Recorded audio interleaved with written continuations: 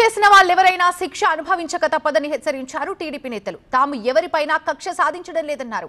వల్లభనేని వంశీ గతంలో అనేక అక్రమాలకు పాల్పడ్డారని ఆరోపించారు. దళిత యువకుడు సత్యవర్ధన్ని వంశీ బెదిరించింది నిజం కాదా అని ప్రశ్నించారు. గత 5 సంవత్సరాల్లో జరిగిన ప్రతి సంఘటన మీద స్పష్టంగా ఎంక్వైరీ చేసి వాస్తవాలన్నీ కూడా తెలుసుకొని ఎవడు తప్పు చేసినా సరే విడిచిపెట్టే ప్రశ్న ఉండదని ముఖ్యమంత్రి గారు స్పష్టంగా చెప్పారు. అదే జరుగుతుంది. కానీ కక్ష సాధింపు చర్యగా మేమేది చేయడానికి ఇష్టపడం, భవిష్యత్తులో కూడా ఉండదు. ఒక నాయకుడు క్యాసినో పెట్టిస్తాడు, నోరు ఉంది కదా అని బండబూతులు తిడతాడు, అధికారం ఉంది కదా అని చెప్పి అధికారుల్ని కాళ్ళ కింద వేసుకుని తొక్కే పరిస్థితి చేశారు.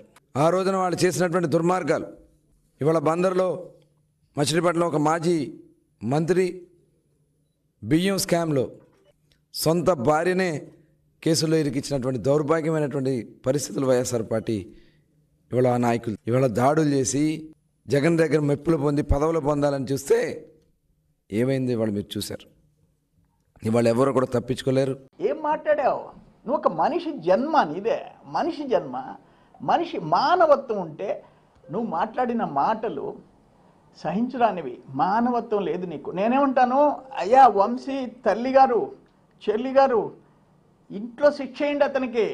ఒక మృగం, మీ ఇంట్లో ఉండేది ఒక క్రూర మృగం. శిక్షించండి, మీరు కుటుంబ సభ్యులు శిక్షించండి.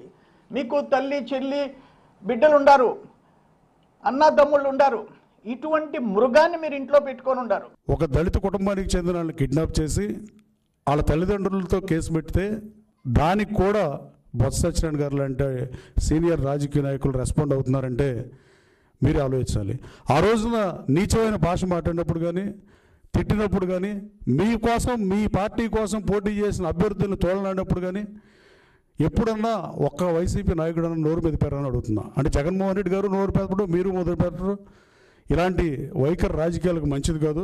నువ్వు దాడి చేస్తే వాళ్ళ కుటుంబ సభ్యుల రక్షణ కోసం పోలీస్ స్టేషన్ కంప్లైంట్ ఇచ్చారు, దాని మీద చర్య తీసుకున్నారు. దీనికి ఎందుకు వైఎస్ఆర్ పార్టీ నాయకులు గగ్గోలు పెడతారు? ఇవాళ చాలా దుర్మార్గాలు, చాలా అన్యాయాలు గన్నవరం నియోజకవర్గంలో జరిగినాయి. అవన్నిటి మీద కూడా ఎంక్వైరీ జరగాలి. పోలవరం మట్టి అంతా ఎవరు తవ్వుకుపోయారు, బ్రహ్మలింగం చెరువు మట్టి అంతా ఎవరు తవ్వుకుపోయారు. సుమారుగా అతను గాను వల్లభనేని వంశీ హయాంలో సుమారుగా 4,000 కోట్ల రూపాయల దోపిడీ జరిగింది. ఆర్గనైజ్డ్ క్రిమినల్ అతను. నేను పోలీసు భాషలో చెబుతున్నా, ఆర్గనైజ్డ్ క్రిమినల్, ఏ సైలెంట్ కిల్లర్. అతను ప్లాన్ వేస్తే మూడో కంటికి కూడా తెలియదు అంటాడు.